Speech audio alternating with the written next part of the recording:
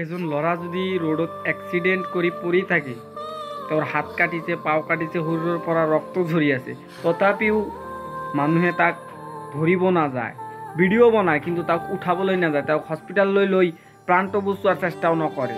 কাৰণ যদি কিবা কাৰণত পুলিচ কেছ হয়, তাৰ পৰা সমস্যা হ'ব, প্ৰব্লেম হ'ব, তাৰ সমস্যা হ'ব, সেইকাৰণে তাক চুবলৈও নাযায়, ভিডিঅ' বনাই ফেচবুকত আপলোড কৰে, হোৱাটছএপত ষ্টেটাছ লগায়, কিন্তু ধৰিবলৈ নাযায়। কিন্তু সেই একেটা চিচুৱেশ্যনত যদি কোনোবা ছোৱালী পৰে, ছোৱালী এজনৰ যদি স্কুটিও কিবা এটা কাৰণত পৰি যায়, হাজাৰজন ল'ৰা, হাজাৰজন মানুহ আহিব তাক তুলিবৰ কাৰণে, আহিব তাক সহানুভূতি দিয়াৰ কাৰণে, একো হোৱা নাই। সেই কথাটোৱে যে ল'ৰাৰ কাৰণে আজিৰ সমাজটো বৰ কঠোৰ। এই সমাজত ল'ৰাৰ কাৰণে ল'ৰাই নাথাকে, আৰু আন মানুহৰ কথা কি কওঁ।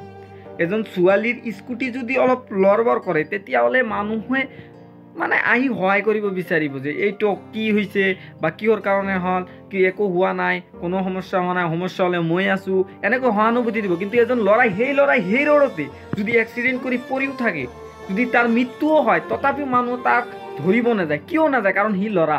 এই ল'ৰাৰ কাৰণে এই আজিৰ সমাজটো বৰ কঠোৰ। সেই কঠোৰ সমাজৰ পিনে চাই মানে আমালোক মানে নিজেও কঠোৰ হ'ব লাগিব। কাৰণ দেখিব যে এজন ল'ৰাই বিপদত পৰিলে ল'ৰাই সহায় নকৰে, কিন্তু একজন ছোৱালী বিপদত পৰিলে ল'ৰাই যায় সহায় কৰিব।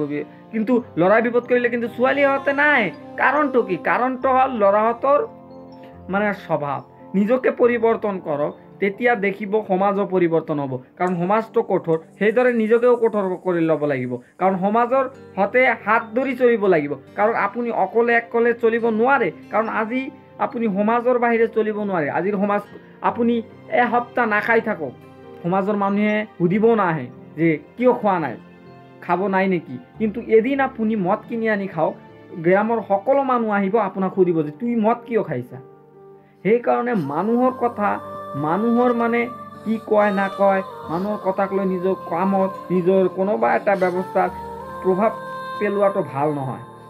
মানুহে ক'বই, আৰু মানুহৰ কামেই হ'ল আপোনাৰ নিন্দা কৰা। মানুহে কেতিয়াও আনৰ ভাল দেখিব নোৱাৰে, এইটো সদায় মনত ৰাখিব। তেতিয়াহে জীৱনত সফল হ'ব পাৰিব।